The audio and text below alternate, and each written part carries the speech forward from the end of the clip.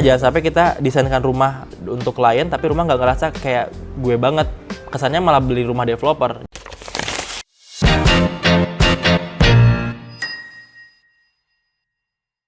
Assalamualaikum warahmatullahi wabarakatuh. Jumpa lagi di acara podcast Cerita Ke Arsitek bersama saya Bayu.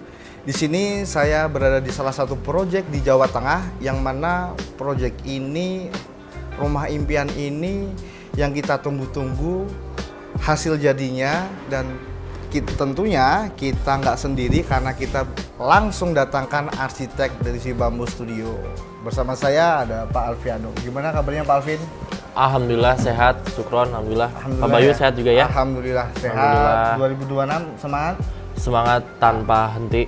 2026 tahun baru, semangat baru, rumah baru. Semoga rekan Si Bambu disegerakan punya rumah impian. Amin. Pak Alvin, siap. Ini kita di salah satu proyek di Jawa Tengah. Betul. Di Kota Demak. Betul. Ya. Kalau lihat bangunannya di sini, kira-kira ini progresnya itu sekitar berapa persen, Pak? Oke, untuk saat ini, untuk proses bangunan udah nyampe lantai 2, tapi dindingnya belum, berarti ini di angka 45-50%, Pak. Karena ini total lantai 2 lantai. 2 lantai. Betul. Ini pakai konsep apa ini, Pak? Untuk konsep rumah, kita pakai tropis modern, Pak. Tropis modern. Kenapa?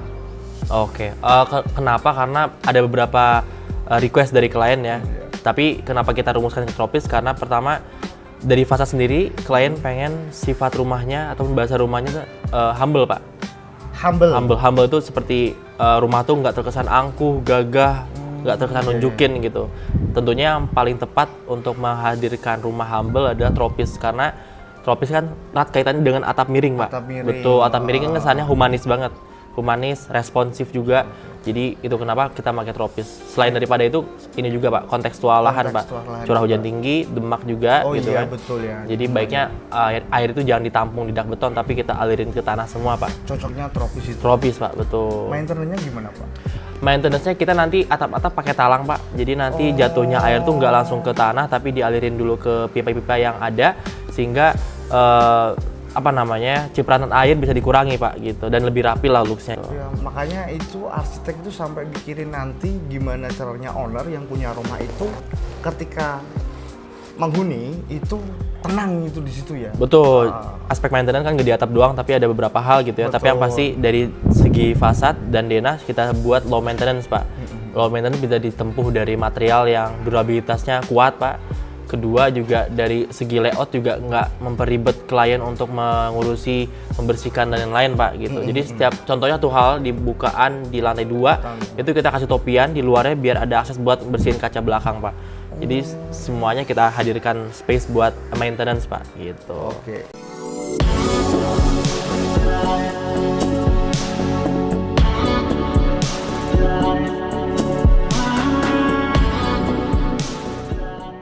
Karena setiap rumah punya cerita, rumah ini ternyata unik nih.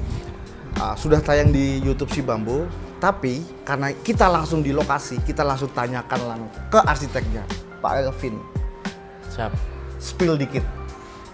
Cerita rumah ini yang sekarang sudah 40% ya Pak? Iya, 40-50%. 40-50%. Itu yang sampai sekarang itu melekat, dan nanti kalau sudah jadi, setiap rumah punya ceritanya itu dapat. Itu seperti apa sih Pak ceritanya Pak? Rumah ini hadir untuk memenuhi harapan klien. Harapan klien? Yang dimana klien pengen punya tempat bernaung yang bisa menciptakan banyak memori indah gitu ya. Dalam artian kita tarik ke belakang dari segi profiling klien, beliau bekerja di luar negeri dengan waktu yang cukup lama, sehingga waktu di rumah itu mungkin cuman seminggu kurang bahkan gitu. Nah harapannya rumah ini bisa menjadi jawaban daripada apa yang diharapkan klien. Jadi pulang ke rumah tuh pengen menciptakan banyak momen itu Pak dengan keluarga, ngumpul. Oleh karena itu konsep utama di rumah ini adalah open plan yang fleksibel Pak. Open plan fleksibel seperti apa? Coba dijelaskan. Fleksibel di sini kita bicarakan terkait visual Pak pertama. Fleksibel visual itu dalam artian ruang keluarga, dapur, ruang makan tuh punya visual yang variatif. Bisa lihat taman belakang, taman samping, sehingga fleksibel Pak secara visual. Terkoneksi juga betul. Dan ada hal lainnya pun, konsep utamanya dari fasad Pak tadi, request yang pengen rumah humble tadi kan Pak. Jadi kita buat dari depan tuh looks-nya kayak tunduk kepala gitu Pak, kesannya Pak, kayak tunduk kepala. Oh, Terus humble di situ ya. humble-nya, terus permainan volume atapnya kita bahasakan sebagai elemen modernnya. Jadi rumah tropis tuh nggak yang seperti rumah tropis pada umumnya ya, model-model limasan atau cuman atap pelana doang. Tapi di sini kita buat atap pelananya kita ada permainan layering Pak. Jadi kesan modern dan kontemporernya juga hadir, betul. Ditambah dengan warna-warna yang maskulin, warna hitam gitu ya. Jadi lebih modern Pak looks-nya Pak. Oh gitu. Jadi karena ini mungkin di Jawa Tengah ya. Jadi kayak fasadnya itu kayak terkesan nunduk itu bagus tuh. Sebenarnya ada filosofi di situ Pak, Filosofi di betul. situ Jadi ya? ada pesan yang ingin klien sampaikan ke orang-orang yang ngeliat rumahnya. Jadi nggak rumah bermegah-megahan. tidak angkuh-angkuhan, Humble itu tadi ya? humble Pak, betul. Jadi sama lingkungan tuh kayak kita sowan ke lingkungan gitu ya. Jadi responnya tuh terbuka lah gitu Pak. Jadi bukan yang private tertutup solid banget gitu loh Pak. Malah rumah ini hadir untuk merespon lingkungan gitu, biar humble dan lebih ramah lah cara bahasa desain itu Pak.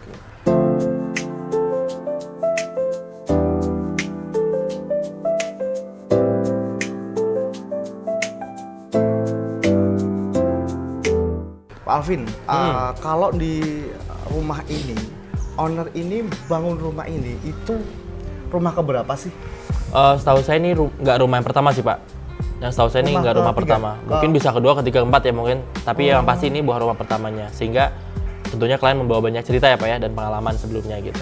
Ada tantangan tersendiri nggak Pak Alvin ketika membangun rumah kedua atau ketiga? Tentunya kan owner itu kenapa sih bangun rumah lagi kayak gitu kan? Oke. Mungkin ketika rumah pertama nggak sesuai dengan jadi dirinya atau nggak sesuai dengan fitur-fiturnya. Betul. Itu ada tantangan tersendiri nggak sih ketika membangun rumah kedua ketiganya klien kayak gitu? Kalau tantangan sebenarnya nggak terlalu banyak Pak, malah memudahkan kita sebenarnya. Memudahkan. Karena klien kan udah bawa banyak problem sebelumnya. Di rumah pertama ada problem. Nah betul. Banyak problem dibawa ke Ke arsitek. arsitek. Dan kita sebagai arsitek udah nggak perlu nebak lagi problemnya apa Pak. Gitu. Kenapa Pak? Kok udah tahu problemnya apa? Ya problemnya pertama kalau dari rumah ini lebih ke kebutuhan kamar anak gitu ya, dimana anak semakin besar semakin membutuhkan privasi sendiri. Kedua kebutuhan ruang komunal Pak yang paling utama. Jadi ruang komunalnya tidak connected dengan fungsi ruang lainnya sehingga terkesan masing-masing gitu loh Pak. Ada sekat-sekat. Nah gitu, padahal dari profiling klien kan pengen di rumah tuh pengen ngobrol, ngumpul Ketika anak pulang sekolah, gimana? betul cerita di PR-nya sekolah. apa, Nah gitu. gitu, Dapet ya, JMPR bareng. momennya Nah itu, dapet, bondingnya dapet. betul. Nah di situ sih Pak beberapa kendalanya gitu. Mas Alvin mikirin sampai situ. Betul ya, dari segi behavior juga Pak, perilaku klien juga kita atur juga karena si rumah ini harus membentuk perilaku juga ataupun perilaku yang membentuk rumah gitu kan. Perilaku yang membentuk. Betul. Karena ketika rumah menyesuaikan dengan perilaku klien sehingga klien akan merasa ini rumah gue banget gitu ya. Jadi diri gue banget nih. Nah, jangan sampai kita desainkan rumah untuk klien tapi rumah nggak ngerasa kayak gue banget. Kesannya malah beli rumah developer. Jadi kayak rumah custom, rumah yang udah jadi gitu kan. Gitu Itu ya. kan nggak ada customisasi kan, Pak. Gitu.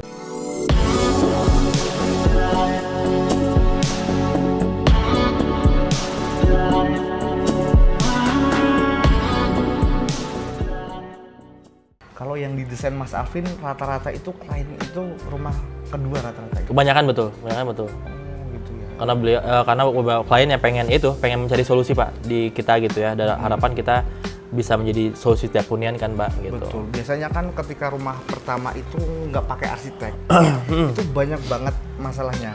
Betul. Kan mungkin dari kelistrikannya, kemudian saluran airnya, atau mungkin dari sisi kenyamanannya. Betul Pak. Gitu kan. Betul. Banyak banget ya.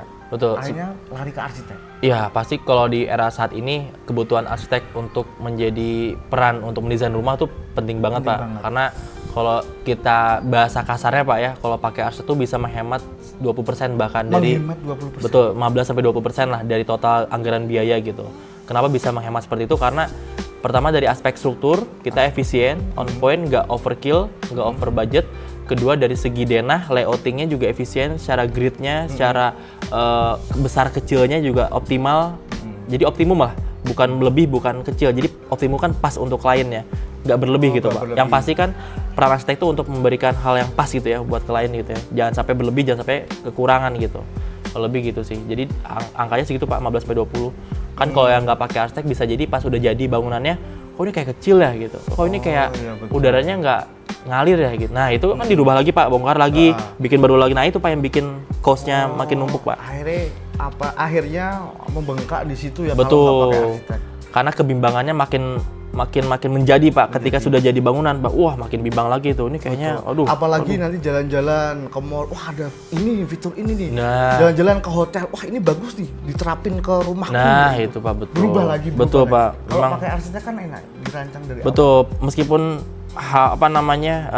hasrat untuk merubah pasti terus ada kan Pak, karena desain kan pasti berkembang ya. Tapi yang pasti desain oleh arsitek tuh bisa secara timeline desain bisa dijaga sampai 10 sampai 20 tahun lah secara model desain ya Pak.